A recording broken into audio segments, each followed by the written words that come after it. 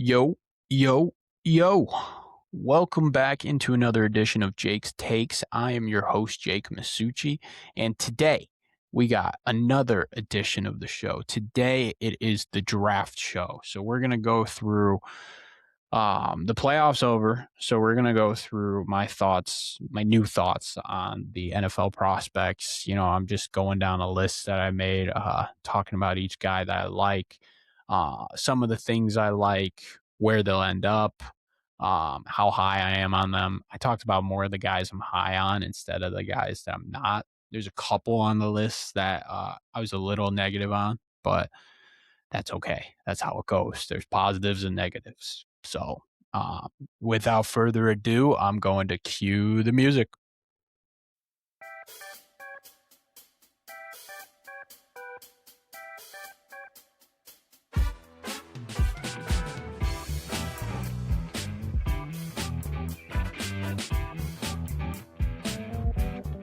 All right. So it's draft Tuesday. So let's get right into it. I'm going to talk about some of the players that in the NFL that will be in the draft and some of my thoughts on it, what I've heard, what I watched in the playoffs over.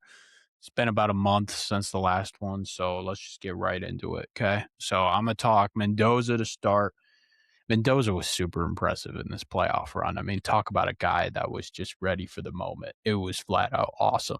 Um, my prediction, I had Indiana going all the way, so I felt really good about seeing it happen and all that. But talking about Mendoza, like I really think he's just a flat out number one quarterback in this spot. Like I don't know if you can put anybody else over it. I'm excited to do more work on Ty Simpson because I do think it actually might be closer than people think when talking about those two guys. But overall, I think Mendoza deserves the benefit of the doubt, and he will go number one overall, especially with Dante Moore coming back to Oregon. So if you're looking at Mendoza, I think one of the perks of him is he, especially in this playoff run, he was able to show you that he can make plays when things are kind of winding down. There were plenty of times, especially against Oregon, where the RPO wasn't there, and you'd see him use his legs, and especially against Miami near the end of the game. I mean, you had the iconic dive to make a play for the touchdown. I mean, what a call on 4th and 5 to force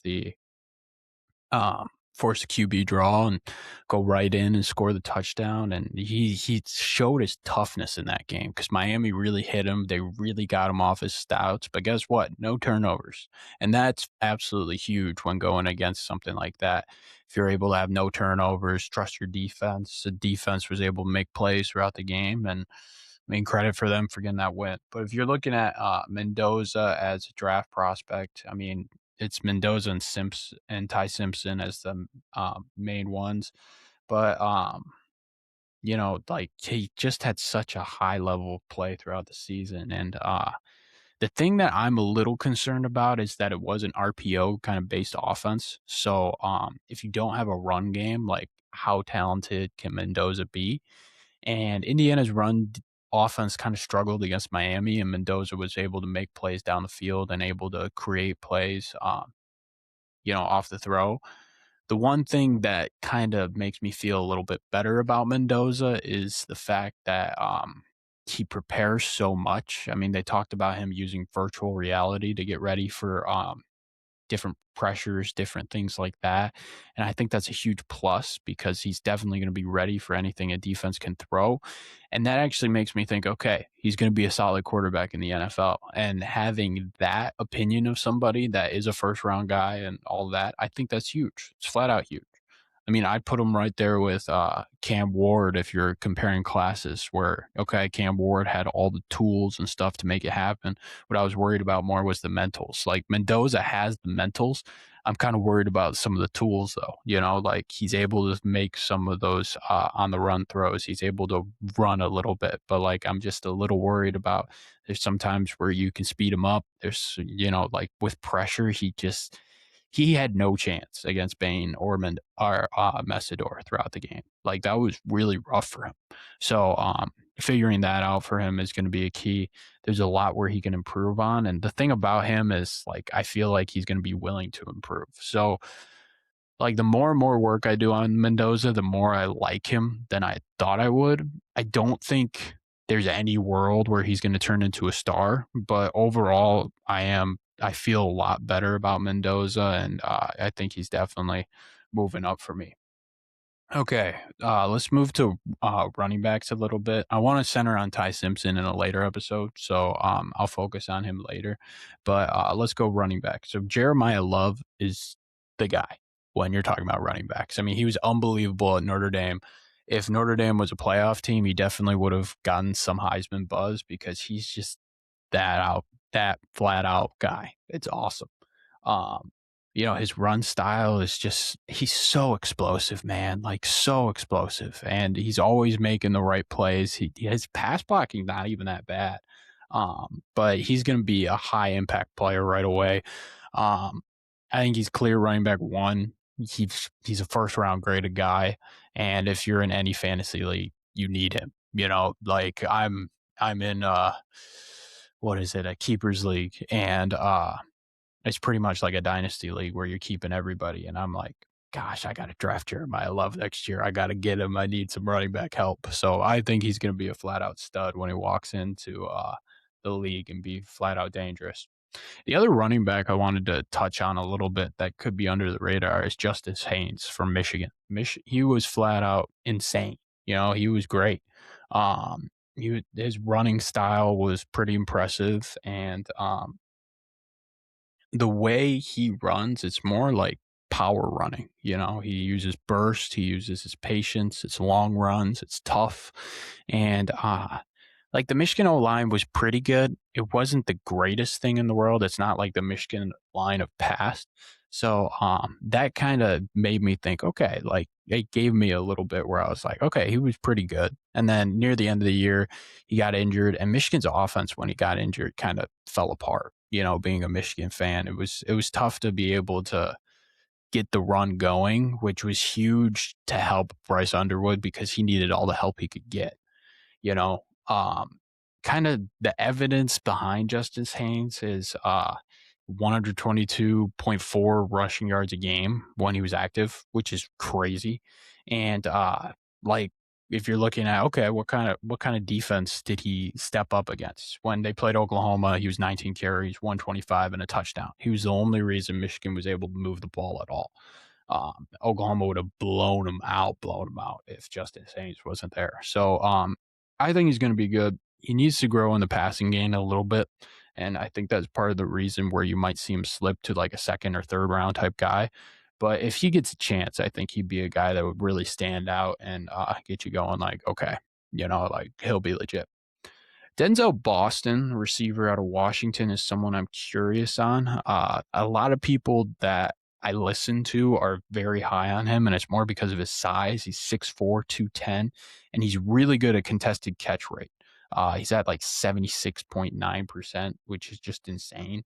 And it's not just size with him. He's really good at route runner and sinks his hips really well on the route running. But yeah, like he's someone I want to watch a little bit more because it's more like guys I've listened to that are super high on him. And this receiver class is really stacked. Like I'll talk about multiples in this episode, but that's why he's kind of a guy that's been kind of overlooked. So it's someone I'm kind of interested to watch more of. And Washington wasn't a team where I was like, I want to watch this team all the time. And he had a good quarterback in Damon Williams. I mean, speaking of that, I'll probably have an episode on all the stuff that happened with him in the portal also. But yeah, he's a little overlooked, but he definitely could be a legit receiver in the NFL. The guy I really want to talk about is Malachi Lemon. Like he was a flat out stud throughout the whole year. I just remember that Illinois game where he was all over the place, making catch after catch. And he's a guy where he finds the soft spots in the zones, those are a lot of receivers that I look for because if you're smart enough to find those soft spots, it makes you really dangerous when you're going to the next level. And that's why I'm excited for him. He weaves through coverage really well. He's really good after the catch. And the thing with him is he's like a physical guy. He plays bigger than his size, and he's really good at contested catches. There was one play where uh, Jaden Mavia, I can't say his last name, but the quarterback gave him a 50-50 ball near the end of the game against Illinois, and he just made the most ridiculous catch like you'll see on in one-on-one coverage. And he's really that type of guy where after I watched him play, I was like, okay, this guy is going to be a really, really good pro. So I'm excited to see him, especially in fantasy drafts. If you're looking for someone like he's he's probably the guy you're looking at where it's like he could be really good if he's put in the right spot. So I'm excited about him. I mean, he's going to translate immediately. That's why I really feel like I'm super excited about him. He's almost like an Emeka Ibuka type, where it's right away he's going to translate because he's tough. He has really good instincts, and yeah, I'm really excited for him. I think he's going to be legit. So if you're looking at the other receiver that will probably be here is Carnell Tate. Out of the Ohio State receivers that we've seen in the past, I'm not as like pumped up for him. I think he's going to be good, but he's had some injury concerns in the past, and a lot of people with injury concerns in college do scare me. It's just how I am. Like, I feel like if your body's already like falling apart a little bit, it's something to be noted. That's how I was with Anthony Richardson. That's how I was with multiple quarterbacks have come out, Jaden Daniels. So that actually concerns me about Carnell Tate a little bit, but he's a stud when he plays. I mean, like I spoke of Emeka Ibuka for Lemon, like he's exactly like him too. Like really good ball skills, really good with 50-50 balls, and he's really good route runner, like insane route runner. So he's definitely up there if you're looking at Boston, you're looking at Lemon and Tate. Those are probably guys that are going to be first round picks, and they're really studs. Um, like the only other receiver that could kind of shock some people that I really liked throughout the season was Chris Brazzell the second. Um, uh, Watching that Tennessee Georgia game early in the season, Brazzell was all over the place. He was a really good deep threat.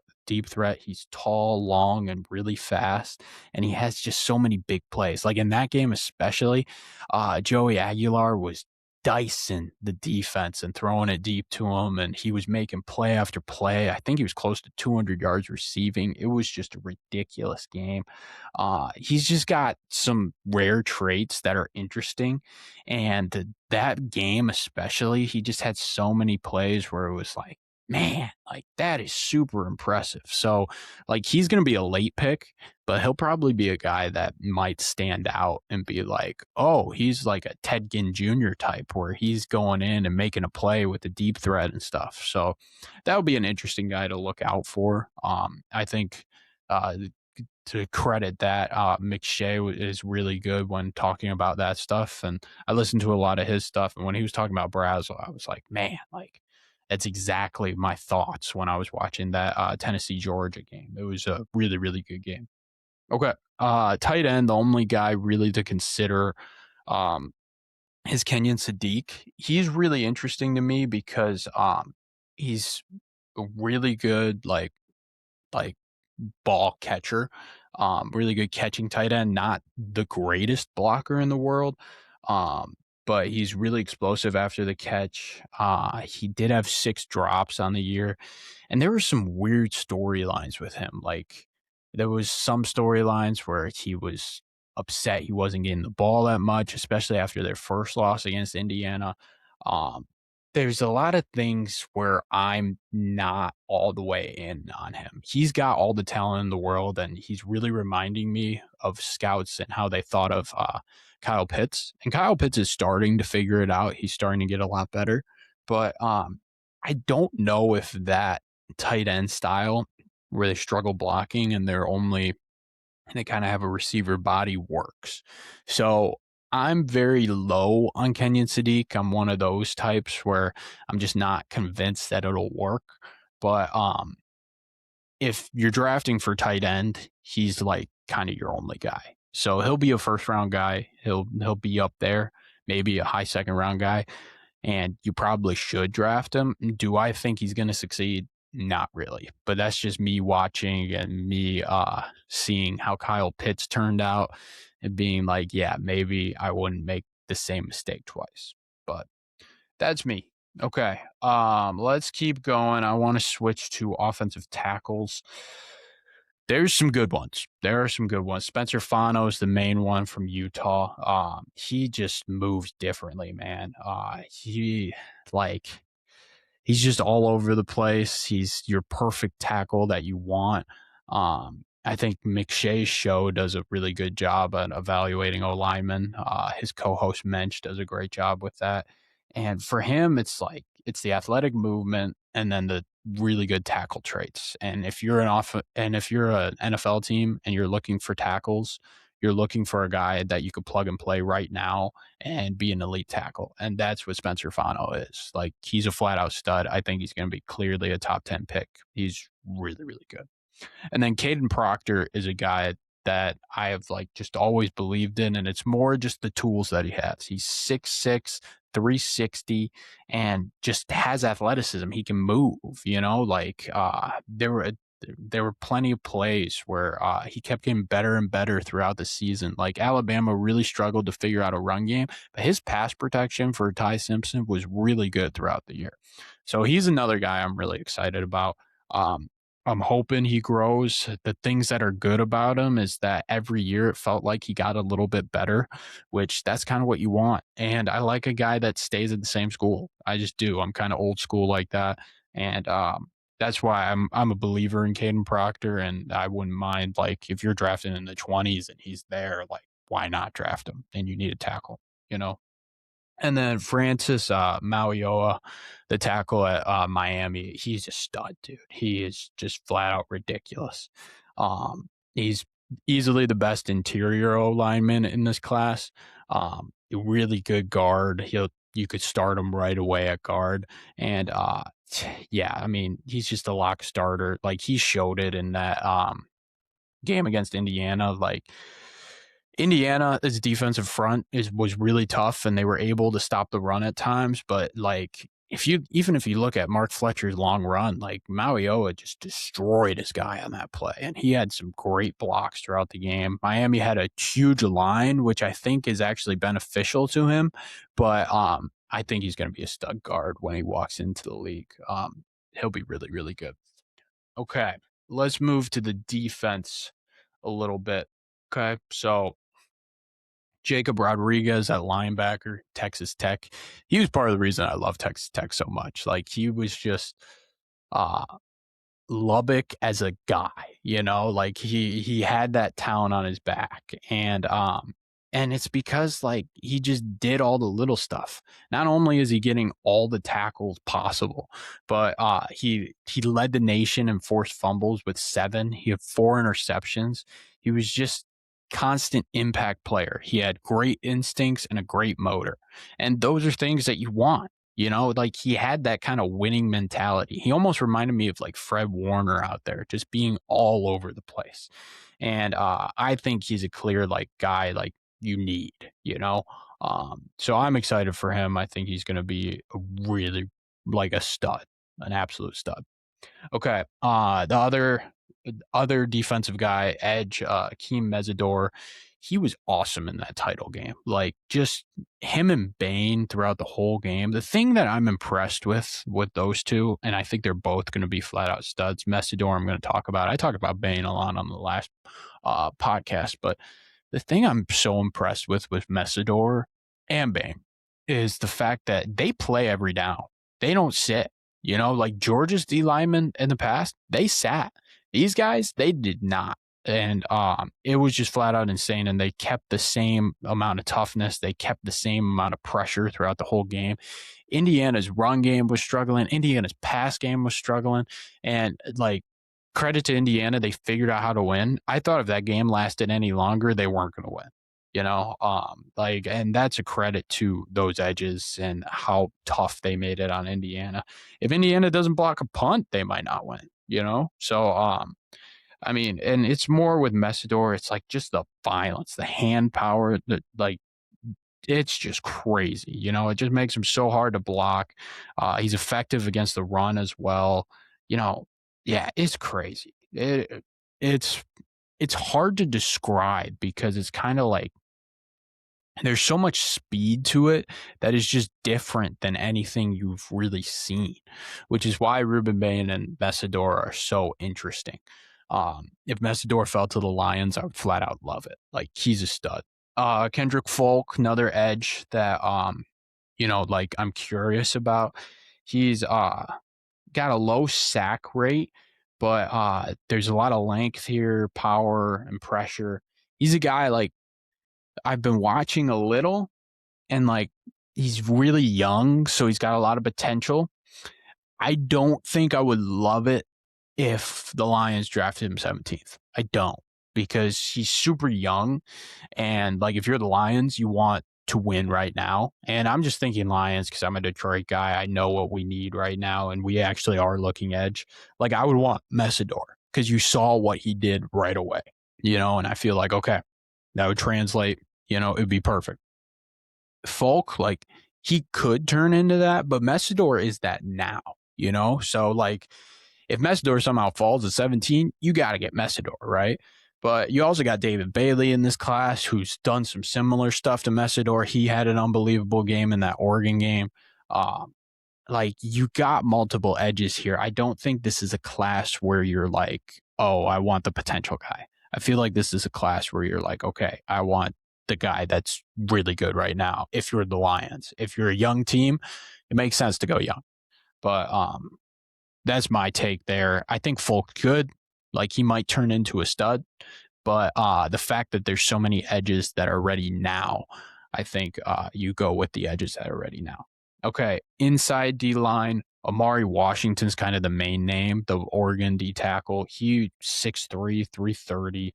Surprisingly, for that big, he's super explosive as well. And he's really good in gap defense. He's really good against the run. And he also like batted a lot of passes down. I think he had 7 batted passes. He's really good. Like, he'll be first round guy, like legit D tackle, all those D tackle, like Dexter Lawrence type. I think like he's really really good, and I think we'll be it right away.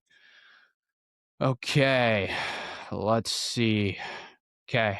The other D tackle probably to watch out for is Caden McDonald, D tackle at Ohio State. He had some games this year where he was really good. That defense, I mean, I'm going to talk about a million Ohio State guys in a row here because of how good their defense was. Like, he is just crazy. The thing about McDonald that's good is he just moves better than you would expect.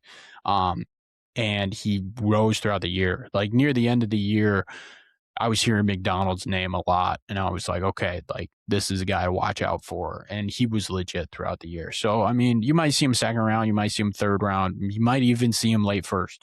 But he's a guy to watch out for when you're looking at D tackles. Okay, Arvell Reese. He's just that guy, top 10 pick. He's number 1 non-quarterback, probably will go number 2 overall, 6'4", 240, has coverage ability, has edge rush traits. You can kind of place him anywhere. It's kind of a unicorn. You kind of get this once, I'd say every other year.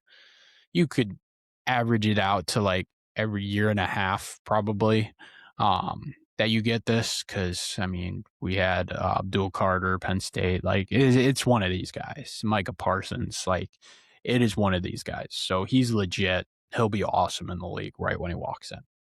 Sonny Styles, like 6'4", 240, really fast, super good coverage, has really good leadership skills, and he'll be late first round.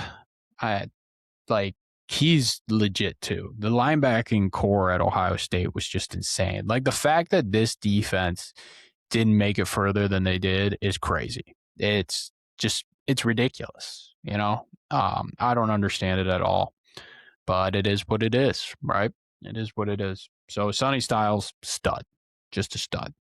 Okay. If you're looking at cornerbacks, the main corner is Delaney from LSU. I don't know a crazy amount about him. A lot of the information that I've gathered is like he can play man and zone, which a lot of people like. He's got a lot of versatility in schemes. And then he's really good with pass breakups. He's rarely wrong within his coverages. He's a first round lock, and he may not be the first corner taken, but the fact that he's got that much versatility might mean that he can succeed early. So he's kind of the guy I'd say to look at when you're looking at corners, and it's the main guy I kind of did my research on because the corner class isn't the greatest thing in the world. All right, Caleb Downs, he's going to be a stud. He's going to be a flat out stud. I don't even have to look at the paper that I had. Like, he's so smart. He's always making the right decisions. He's obvious top 10 at this point. It's just the truth. Like, he's so intelligent, he's so versatile, he's so tough. He's always making the right plays. He's putting people in the right spots. He's reading the quarterback. He's going to be so good. Like, so good. I mean, if I'm ranking players, it's probably like Reese, whoever you want, than him. Like, he's top 3. And I think he'll go top 10 and just be a stud right when he walks into the league. I think he's that legit. He is really, really good. And that's kind of the list. That's the list I've really gone over. 2026 class is exciting. You know, the playoff was really, really fun. So it kind of got me going with making a list and figuring out where everybody was going, what was happening, all that stuff. And it's super exciting. The main guy I want to really focus on is Ty Simpson later, because I do think he has some of the qualities to even be compared to Mendoza, you know, because some of the things he was doing throughout the year when Alabama was playing good offense was tough. It was really crazy how good he was playing. And I feel like people are sleeping on him. I feel like they're sleeping on him a little bit. So I'm excited to do more research there and give you guys my thoughts on that stuff. But that's going to wrap up the show for today. Thank you guys so much for listening, watching, wherever you're at. It's the end of the draft show, and I'm going to try to be back at you guys soon. Peace.